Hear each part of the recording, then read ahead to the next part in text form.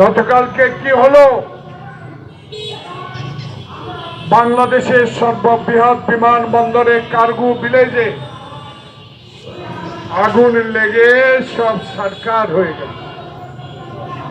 তা 2 দিন আগে মিরপুরে আগুন লেগে সব শেষ হয়ে গেল। আগুন নিভানো হলো, তদন্ত কমিটি করা হলো, যারা দোষী তাদের আইনের আওতা বিচার করা হবে। কিন্তু আমরা তো শেষ হয়ে, আমরা যারা খুদে ব্যবসা করি, যারা বিমানে করে কার্গো করে বিদেশে মাল পাঠায়, গতকালকে আগুন লাগার পর আমি উত্তরায় ছিলাম।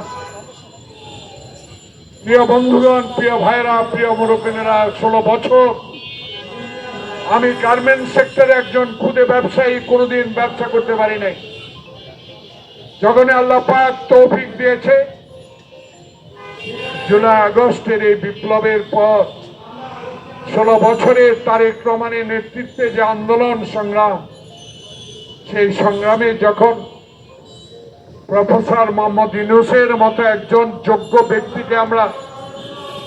বাংলাদেশের আগামী নির্বাচন সম্পন্ন করার জন্য দায়িত্ব দিয়েছি, ঠিক সেই মুহূর্তে, ঠিক সেই সময়ে যখন এই নির্বাচন কমিশন বলা শুরু করলো ডিসেম্বরের প্রথম সপ্তাহে বাংলাদেশের এই নির্বাচন তফসিল ঘোষণা করবেন, ঠিক তার পূর্ব মুহূর্তগুলো বাংলাদেশে এই নির্বাচনকে ব্যাহত করার এই অশনি সংকেতগুলো খুঁজে বের করতে হবে। যদি খুঁজে বের করতে না পারি, তাহলে মুগ্ধ, খোকন, ওয়াসিম, শাপলা চত্বরে মাদ্রাসা নিরীহ ছাত্ররা, ইলিয়াস আলী, সফি আলমের মতো লোকেরা, বাংলাদেশের 16 বছরে বিএনপির হাজার হাজার নেতা কর্মীর মায়ের মুখ যারা খালি করে দিয়েছে, যারা আয়নাঘর তৈরি করে, যারা ডিবি হারুনের মতো একজন কুলাঙ্গার পুলিশ কর্মকর্তাকে সৃষ্টি করে বাংলাদেশের ইতিহাসে গণতন্ত্রকে কলঙ্কিত করেছে, সেই কলঙ্কর ইতিহাসকে যখন প্রফেসর মোহাম্মদ ইউনূস আপনাদের আমাদের সহযোগিতায় বাংলাদেশে একটি নির্বাচনের তফসিল ঘোষণা করার প্রস্তুতি নিচ্ছেন, ঠিক সেই মুহূর্তেই বাংলাদেশে বর্তমান সমসাময়িক রাজনীতিতে যে অশনি সংকেত আমরা দেখতে পাচ্ছি,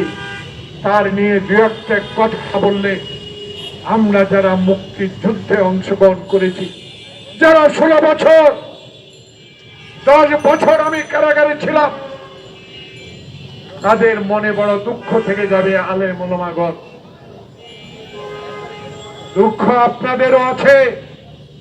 একটু আগে একজন বক্তা বলেছে, গ্রেপ্তার হওয়ার পর আমি প্রত্যেকটা আলেম ওলামার ঘরে ঘরে গিয়ে তার পরিবারকে সান্ত্বনা দিয়েছি,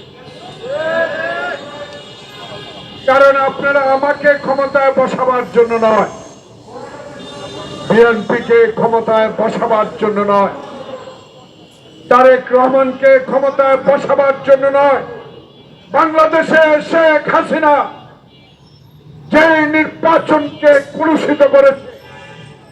যে নির্বাচনের ভোটারদেরকে লুণ্ঠিত করেছে, যে নির্বাচনের নামে প্রহসন করেছে, ক্ষমতা থাকার নামে আলেম ওলামাদের দাড়ি টেনে ইমামগিরি থেকে নিয়ে এসেছে, তার প্রতিবাদ করার জন্য বাংলাদেশের এই জুলাই বিপ্লব, এই অগাধ বিপ্লব, এই 16 বছরের তারেক রহমানের আত্মত্যাগ। তাই ঠিক সেই মুহূর্তেই কেন বাংলাদেশে এই তৎপরতা শুরু হলো? প্রিয় মুরব্বিয়া, আমি একজন মুক্তিযোদ্ধা হিসেবে, আমি আন্দোলনের রাস্তার একজন কর্মী হিসেবে আমার সাহস আছে দাঁড়িয়ে বলতে চাই, যারা এই ষড়যন্ত্রের সাথে লিপ্ত তারা বাংলাদেশের সুখ চান না, তারা বাংলাদেশের গণতন্ত্র চান না, তারা বাংলাদেশে আমার ভোট আমি দিব এই অধিকার আপনারা প্রতিষ্ঠা হতে দিতে চান না। কারণ আপনারা মনে হয় মোদির আশ্রয়ে শেখ হাসিনা বাংলাদেশে আবার